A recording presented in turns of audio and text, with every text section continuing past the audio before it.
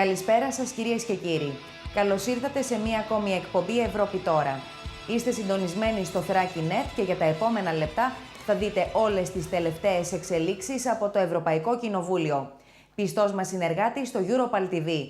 Μπορούμε να ξεκινήσουμε με το πρώτο μας θέμα. Με τη διαδικασία του Spitzenkandidaten, η Ευρώπη ανοίγει την πόρτα της Προεδρίας της Ευρωπαϊκής Επιτροπής, δίνοντας την εξουσία στα χέρια των πολιτών. Ska Keller, Alexis Tsipras, Guy Verhofstadt, Martin Schulz and Jean-Claude Juncker. Maybe some of these names ring a bell. They were the very first candidates to run for the presidency of the European Commission in 2014, under provisions in the Lisbon Treaty. They were nominated by their political group in the European Parliament to be the face of its campaign or their super candidate Europe-wide, giving European citizens a say on who should sit at the head of the table of the executive branch of the European institutions through the Spitzenkandidaten process.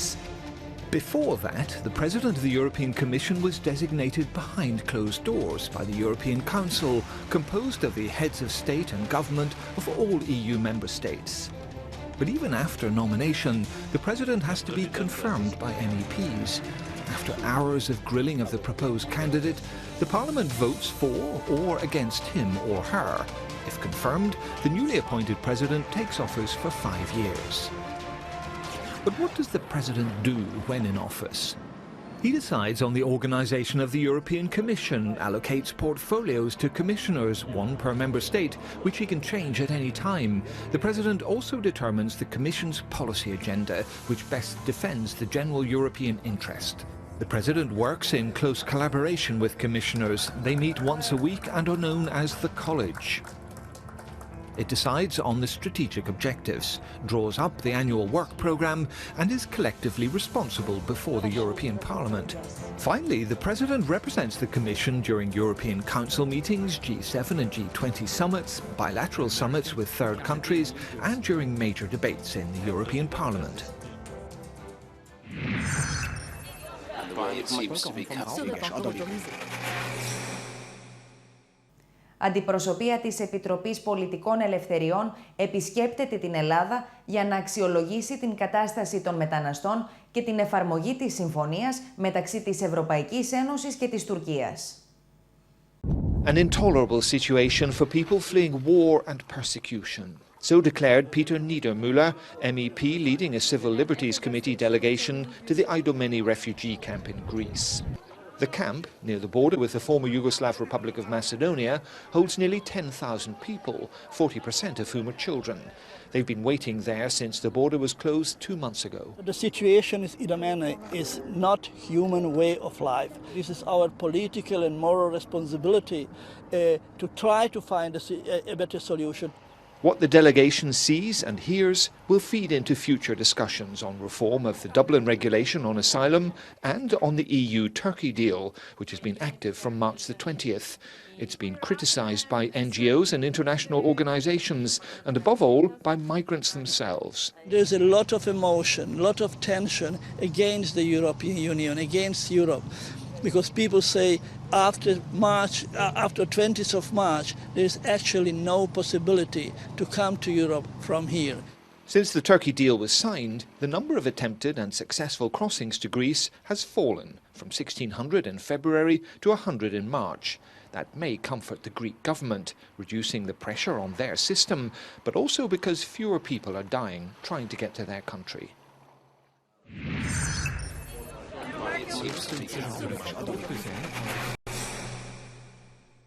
Γιατί περισσότερες γυναίκες παρά άνδρες ζουν στη φτώχεια? Το Ευρωπαϊκό Κοινοβούλιο αναλύει το θέμα με ψήφους για τη νέα συμφωνία για τους καταναλωτές ενέργειας και το εικονικό χρήμα. Coming up in the week in the European Parliament, helping energy consumers and eradicating energy poverty, virtual money, and a big Sakharov Prize conference to advance human rights. Welcome to the agenda. Many complain that progress on completing the EU's digital single market is far too slow, leaving Europe lagging behind in the information age. The Commission recently released detailed plans to address that. They focus on connectivity, e-society research, and the subject of a statement to Parliament on Wednesday by Vice President Μέρος, geo-blocking. This is restricting access to web content based on geographical location. A debate the same day on energy union aims to make sure consumers benefit from liberalised markets now and in the future. But what does that mean for you and me? Affordable and sustainable energy, plus energy-efficient products and buildings, and the power to produce, consume or trade our own renewable energy. A vote on a new deal for consumers is on Thursday. Commission Vice President Šefčovič will also make a presentation on how to fight energy poverty. Talking of poverty, why is it more women in Europe are poor than men?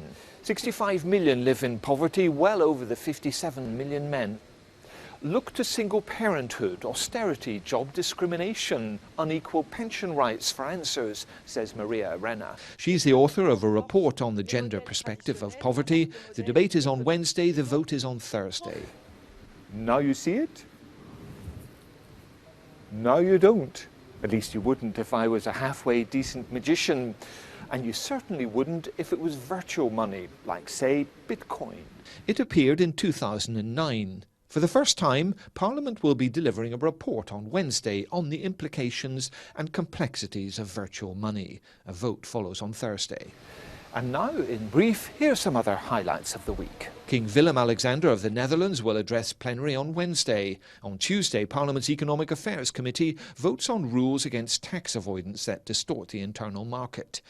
Counter-terrorism is under scrutiny in the Civil Affairs Committee, which on Monday hears updates from a committee overseeing internal security cooperation, on the security situation in 2016, and on changes in the modus operandi of Islamic State. On Saturday, Parliament invites the public to inspect its inner workings. Earlier this month, it was in Strasbourg. This time, it's Brussels. Finally, the 2016 conference of the Sakharov Prize Network takes place on Monday and Tuesday. It's designed to advance human rights across the world. Among the participants this year, Denis Mukwege, Sakharov Prize laureate in 2014. Plenty there for everyone, all of which and more you can follow on Europarl TV. Enjoy the week. So how does this trick work now? I know I can nail this. Η Ευρωπαϊκή Εκδήλωση Νεολαίας 2016 μεταμόρφωσε την έδρα του Ευρωπαϊκού Κοινοβουλίου στο Στρασβούργο, καθώς 7.500 νέοι συζήτησαν, αντάλλαξαν απόψεις και έθεσαν διερευνητικές ερωτήσεις στους ευρωβουλευτές. Parliament's Strasbourg seat was transformed by thousands of young people from all over the continent for the EYE, the European Youth Event. It was a crucible fit to burst of ideas, shows, debates and demands for solutions to the problems of the day. You have the opportunity to tell us which kind of Europe you really want.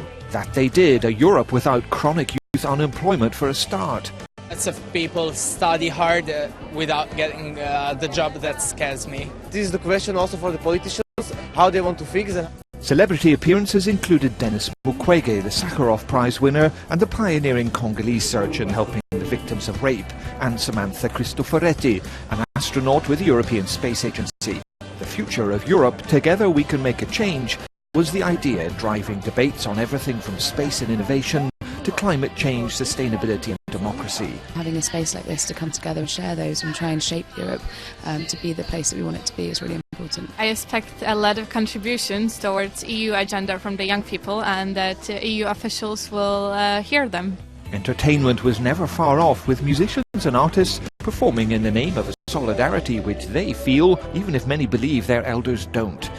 It doesn't end here. The ideas and initiatives incubated at the EYE are sent to various parliamentary committees for debate with the young originators during the coming months.